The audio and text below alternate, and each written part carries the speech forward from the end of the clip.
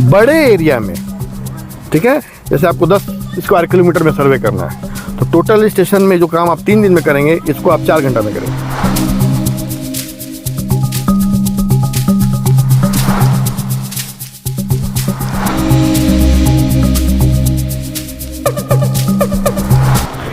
Time का इतना फर्क है, क्योंकि इसमें बेस को शिफ्ट ही नहीं करना है, इसमें बेस को शिफ्ट ही नहीं करना। एक बार आप लगा दिए, अब आप जैसे इस मैदान का ही मान लीजिए कि हमका एरिया निकालना है, तो हमको खाली कॉर्नर घूम जाना है। अब इस कॉर्नर घूमने में जितना टाइम लगेगा, हमको सर्वे करने में उतना ही टाइम लगेगा, क्योंकि हर एक पॉइंट को उठाने में 1 से 2 सेकंड लगेगा।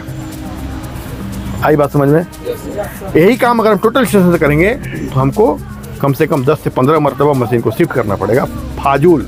और जितना मशीन शिफ्टिंग होगा उतना एरर होगा। इसमें जब आप शिफ्ट नहीं करेंगे तो एरर नहीं होगा, ठीक, फास्ट।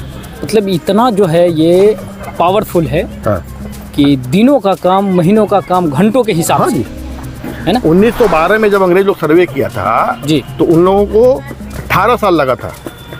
18 साल? हाँ, अच्छा, पूरे बिहार का सर्वे करने में। वही काम हर 50 साल में सरकार कराती है सर्वे। उसी काम को जब 1962 में किया गया तो 8 साल लगा, और अभी 1 से 1.5 साल लगा।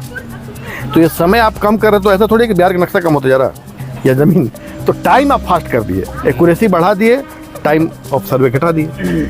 अब इसलिए आज के समय में सर्वे में 3 ही यंत्र चल रहे हैं, ऑटो लेबल, टोटल और DGPS, और ये तीनों हम लोगों के पास अप टू डेट है।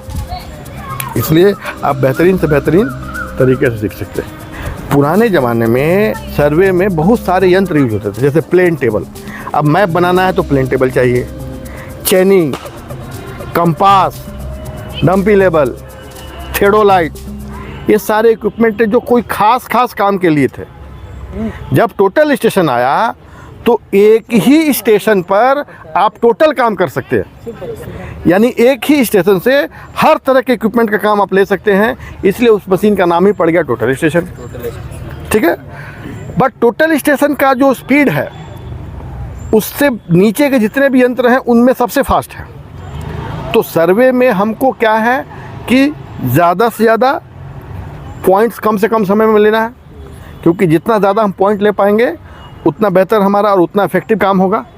तो इसके लिए आज के समय में DGPS आ गया। DGPS और टोटल स्टेशन में अगर आप तुलना करेंगे तो टोटल स्टेशन लीनियर कोऑर्डिनेट लेता है, उसको हम लोग कार्टेशियन कोऑर्डिनेट बोलते हैं या ग्रिड कोऑर्डिनेट बोलते हैं, और ये जो है वो GNSS कोऑर्डिनेट उठाता है, ठीक है। नंबर 2, ये रियल टाइम में काम करता है। टोटल स्टेशन को में आप किसी भी पॉइंट को ओरिजिन मान सकते हैं और उसको ओरिजिन मानते हुए काम कर सकते हैं। इसमें आप किसी भी पॉइंट को ओरिजिन नहीं मान सकते, जो ओरिजिन है उसी के बिना पर ये काम करेगा। टोटल स्टेशन में डेटा ट्रांसफ़र करने के लिए सॉफ्टवेयर यूज होता है। इसमें आप डेटा ट्रांसफ़र डायरेक्ट कर सकते हैं, मेल के थ्रू, किसी के थ्रू। आप डेटा कलेक्ट करेंगे, उसको सीधा एक्सपोर्ट करेंगे, तो आप मेल में भी भेज सकते हैं, व्हाट्सएप में भी भेज सकते हैं, जहाँ चाहे वहाँ भेज सकते हैं। इसमें कोई सॉफ्टवेयर वगैरह का ये नहीं। बड़े एरिया में, ठीक है, जैसे आपको 10 स्क्वायर किलोमीटर में सर्वे करना है, तो टोटल स्टेशन में जो काम आप 3 दिन में करेंगे, इसको आप 4 घंटा में करेंगे। टाइम का इतना फ़र्क है, क्योंकि इसमें बेस को शिफ्ट ही नहीं करना है,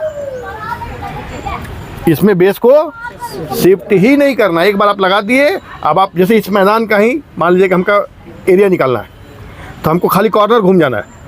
अब इस कॉर्नर घूमने में जितना टाइम लगेगा, हमको सर्वे करने में उतना ही टाइम लगेगा, क्योंकि हर एक पॉइंट को उठाने में 1 से 2 सेकंड लगेगा। आई बात समझ में? यही काम अगर हम टोटल स्टेशन से करेंगे तो हमको कम से कम 10 से 15 मरतबा मशीन को शिफ्ट करना पड़ेगा, फाजूल। और जितना मशीन शिफ्टिंग होगा उतना एरर होगा। इसमें जब आप शिफ्ट नहीं करेंगे तो एरर नहीं होगा, ठीक। नेक्स्ट है कि इसमें एक बहुत बड़ा एडवांटेज ये भी है कि ये बहुत सारा कैलकुलेशंस आपको करके दे देगा।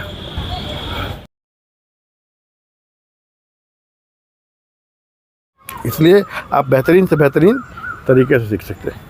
और जैसा कि आप जानते हैं, हम लोग हमेशा इस बात पर जोर नहीं देते हैं कि आप कोई एक मशीन चलाना सीख जाए। हम लोग हमेशा कॉन्सेप्ट बिल्डिंग पर जोर देते हैं, यानी बच्चों का कॉन्सेप्ट बने, आप दुनिया में हर तरह का मशीन चला सकें, अपने आप को इस तरह से डेवलप करें, यही हमारी कोशिश रहती है। हम लोग टोटल स्टेशन का भी ट्रेनिंग देते हैं, तो हम लोग ऐसा ट्रेनिंग नहीं देते कि कोई एक तरह का मशीन या एक चीज़ को आप चला पाए। आप उस चीज़ को समझें कि हो क्या रहा है, आप ये समझें कि मशीन कैसे काम करता है, और जब आप मशीन कैसे काम करता है ये जानने लगेंगे तो आपको खुद ब खुद समझ में आ जाएगा कि ये कैसे हो रहा है, और कोई भी दुनिया का मशीन मिले आप उस पर काम कर पाएँ। तो इसलिए ऑलवेज अप टू डेट रहना चाहिए टेक्नोलॉजी वाइज, अंडरस्टैंडिंग वाइज, जिसके हम लोग हमेशा पक्षधर रहे हैं। राष्ट्रीय टेक्निकल इंस्टीट्यूट हमेशा इस बात पर जोर दिया है कि इस तरह से आपको ग्रूम किया जाए, तैयार किया जाए कि आप हर तरह के परिस्थिति का मुकाबला करने लायक अपने फील्ड में बने, काम कर पाए। RTI एक ऐसा संस्थान जहां छात्र ही छात्रों को बुलाते हैं।